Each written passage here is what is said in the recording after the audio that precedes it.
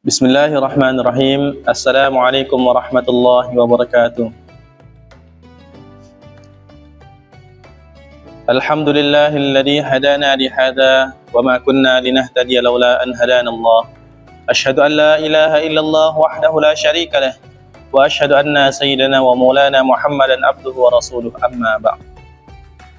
Hadirin wal hadirat yang dirahmati Allah Subhanahu wa taala, marilah kita bersyukur kepada Allah Subhanahu wa taala atas seluruh rahmat dan hidayahnya kepada kita, yang mana pada hari ini kita masih bisa mengamalkan perintah-perintah Allah Subhanahu wa taala, khususnya bisa mengamalkan puasa pada bulan Ramadan.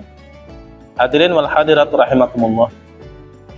Pada hari ini, yaitu pada hari ke-21 puasa di bulan Ramadan, maka hadirin yang melekat Allah Subhanahu wa taala, ini adalah masuki paruh akhir dari bulan Ramadan, yang mana di dalamnya terdapat satu malam yang lebih mulia daripada 1000 bulan, yang mana apabila kita bulatkan menjadi tahun, menjadi 84 tahun 4 bulan. Maka hadirin yang melekat Allah Subhanahu wa taala, malam Lailatul Qadar adalah terjadi ketika malam hari, yang mana dimulai ketika terbenam matahari sampai terbitnya matahari. Maka para ulama menyatakan bahwasanya malam Lailatul Qadar tersebut ada tanda-tandanya, yang mana tanda tersebut akan mudah dilihat bagi orang-orang yang mendapatkan malam Lailatul Qadar.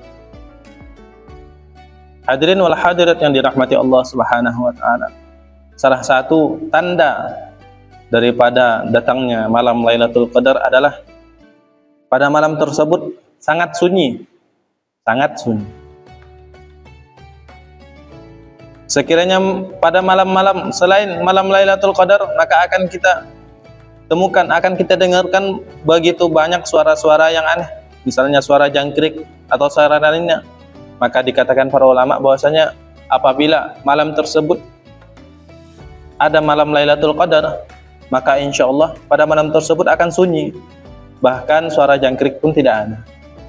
Kemudian pada malam tersebut akan terasa sangat cerah, meskipun pada 10 hari bulan Ramadan tersebut bulan sudah agak tidak kelihatan, tetapi pada malam tersebut sangat cerah.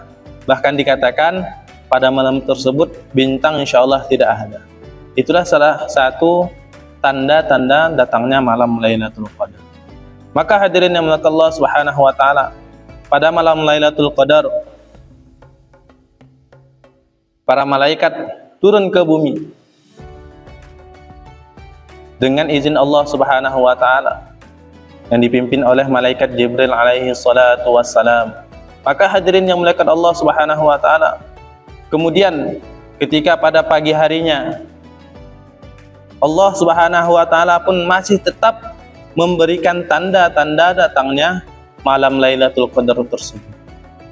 Hadirin wal hadirat yang dirahmati Allah Subhanahu wa taala, ketika pagi hari apabila telah terbit fajar, terbit matahari, maka matahari tersebut akan terbit dengan cerah, tetapi tidak menyilaukan dan tidak panas. Itu adalah salah satu tanda malam Lailatul Qadar telah tiba, yang malamnya terdapat malam Lailatul Qadar. Maka hadirin yang dimuliakan Allah Subhanahu wa taala, diceritakan pada zaman dahulu apabila datang malam Lailatul Qadar, maka akan terdapat kejadian-kejadian yang aneh atau kejadian-kejadian di luar nalar.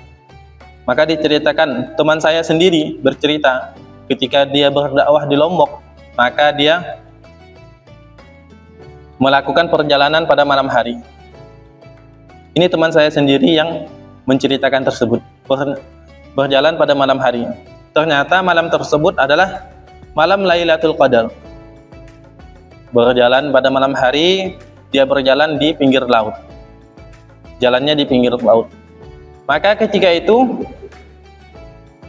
dia pergi untuk wudhu, untuk melaksanakan sholat, dan wudhu tersebut di dalam laut tersebut, di laut, di pantai. Maka ketika dia berwudhu kumur-kumur, ternyata air laut ketika itu menjadi manis. Yang mana kita sudah mengetahui, tidak ada air laut itu anis. Air laut adalah asin, tapi ketika malam Lailatul Qadar tersebut, air menjadi manis. Maka ketika tersebut dia merasakan manis, maka dia mengambil air tersebut dalam galon untuk dibawanya dalam perjalanan. Ketika pagi hari, setelah pagi hari dicobanya, air tersebut kembali menjadi asin. Maka hadirin Allah SWT, itulah salah satu tanda seorang mendapatkan malam Lailatul Qadar. Hadirin wal hadirat rahimakumullah, malam Lailatul Qadar ini adalah sangat istimewa. Jarang-jarang seseorang mendapatkan malam Lailatul Qadar tersebut. Maka hadirin Allah Subhanahu wa taala, kita sekarang bagaimana selalu usahakan diri kita berlomba-lomba dalam kebaikan. Pada malam harinya kita i'tikaf, membaca Al-Quran dengan sebanyak-banyaknya, berzikir dengan sebanyak-banyaknya, sholat dengan sebanyak-banyaknya, istighfar kepada Allah Subhanahu wa taala, selawat kepada baginda Nabi sallallahu alaihi wasallam, sehingga kita bisa mendapatkan malam Lailatul Qadar dan mendapatkan pahala dan ridha Allah Subhanahu wa taala. Hadirin wal hadirat yang dirahmati Allah Subhanahu wa taala, mungkin itu saja mengenai tanda-tanda datangnya malam Lailatul Qadar. Insyaallah apa yang kita dengar kita niat amal dan sampaikan. Untuk kesempurnaan majlis kita tutup dengan doa kifarah majlis. Subhanakallahumma wa bihamdika asyhadu an la ilaha illa anta astaghfiruka wa atubu ilaik. Akhir kalam, assalamualaikum warahmatullahi wabarakatuh.